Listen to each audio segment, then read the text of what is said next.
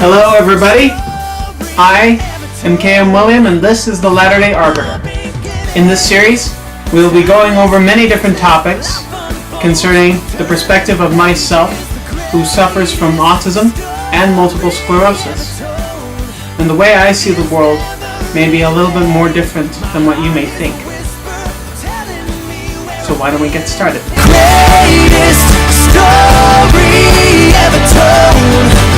From the beginning, timeless, ageless, life unfolds, turning the pages. The greatest story ever told is never ending. My heart hears a whisper telling me where I fit in the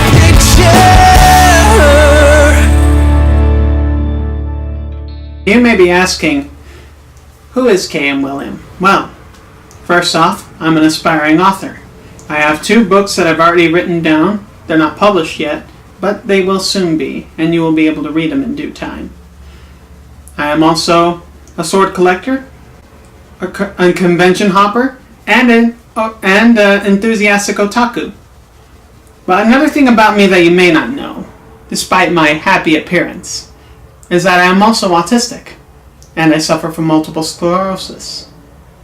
And I will explain to you what those are and how they affect me.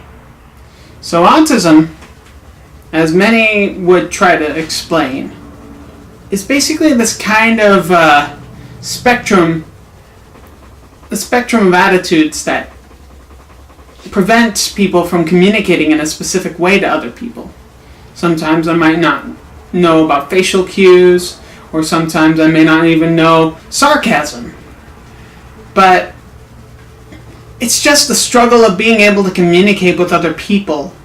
And that is one reason why I'm starting this YouTube channel.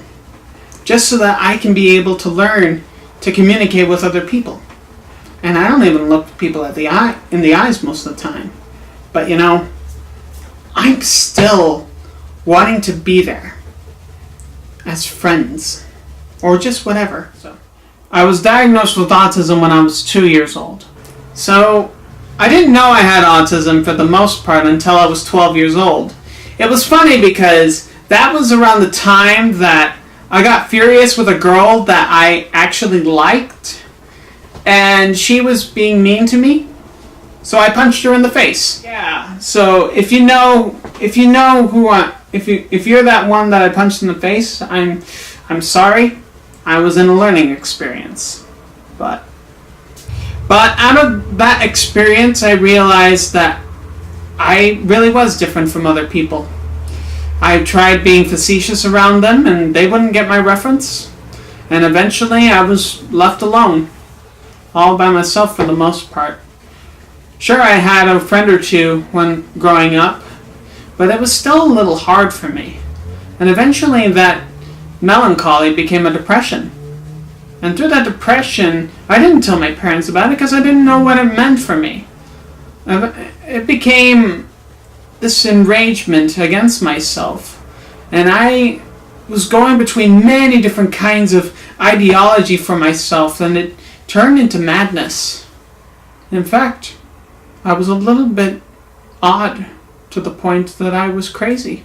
I thought I was going crazy.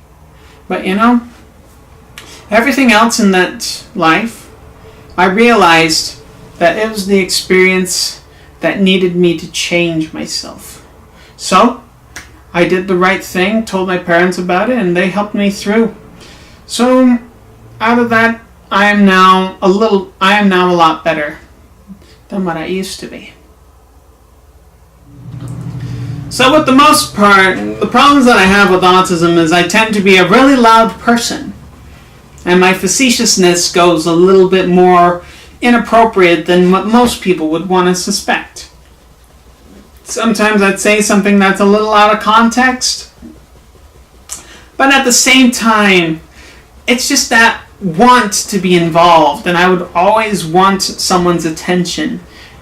Another problem I would have is that as much as I would want to participate in the group activity, I would raise my hand to speak, but they wouldn't notice me, or I've already or it's like I feel like I have like a limit as to how much I can say in a group, and that I already reached my limits, so it's like they have to pass it on to someone else and someone else again, even if they get repeated motions, you know. It feels like I'm left out for the most part.